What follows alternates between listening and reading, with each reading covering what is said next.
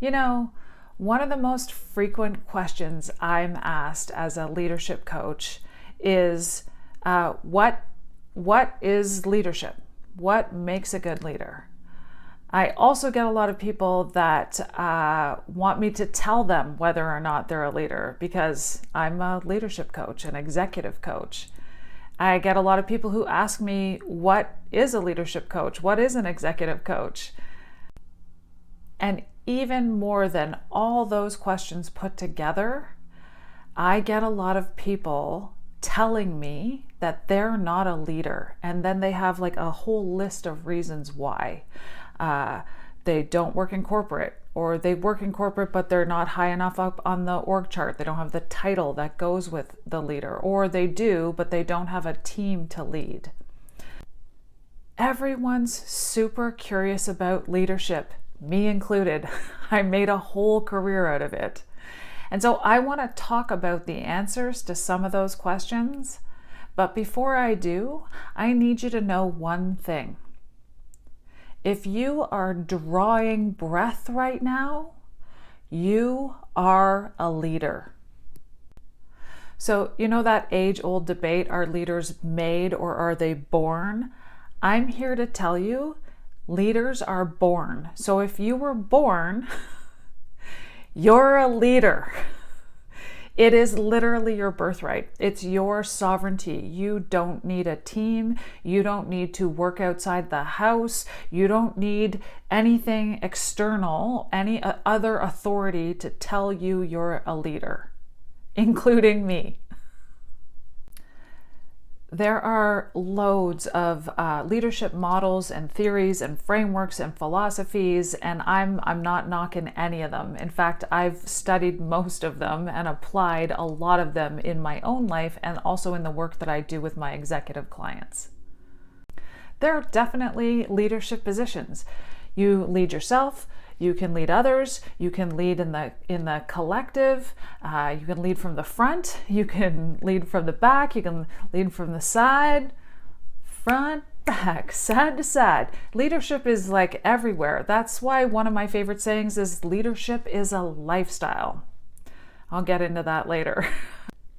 Self-mastery, in my view, is all about how do we take responsibility for ourselves and our world, even though, or maybe especially when, we don't have control of all the circumstances in our world. We still have, it's a personal responsibility about how do we want to carry ourselves in this world? What do we want to choose to believe? How are we going to exercise our sovereignty even when we don't have any quote-unquote power?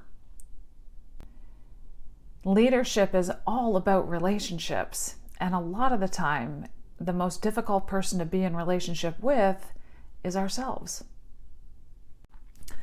We're trained to look outside of ourselves to see who we're supposed to be and what success looks like. And we also live in this world that's so busy and moving so quickly, and we get rewarded for being productive. And so we get in this cycle of producing and rushing and reacting to the circumstances of life. And when it comes time to sit down and sort of be with ourselves, it's awkward because we don't really know ourselves that well. And usually the minute we sit down and those distractions stop, all of the stuff, the emotions, the feelings, the thoughts, the wants, the longings, it all comes up to the surface, and it doesn't feel good because it's like fighting to be heard in that one moment that it might have to get your attention. And so there's this period of discomfort that we're not trained to really deal with or sit through. And so a lot of the times we circumvent our own personal development. We give up on ourselves. So all those voices going off in our head, it's easier to just go, well, just tell me who I am, or give me the leadership position. We externalize, we abandon ourselves, and we walk away from so much power and so many resources that exist within us already. I think it's also why we want to skip over the self-leadership part of it and make leadership a thing that we do to other people, which it's not. You can't do leadership on someone. You got to want it really badly. You have to want it enough to sit down, sit through that discomfort, shut up, and get curious about what's going on inside of you. That practice alone builds the muscle of acceptance, which is another thing we hear a lot. Self-acceptance is the key to everything. Self-acceptance is not easy, but it's a huge part of self-mastery.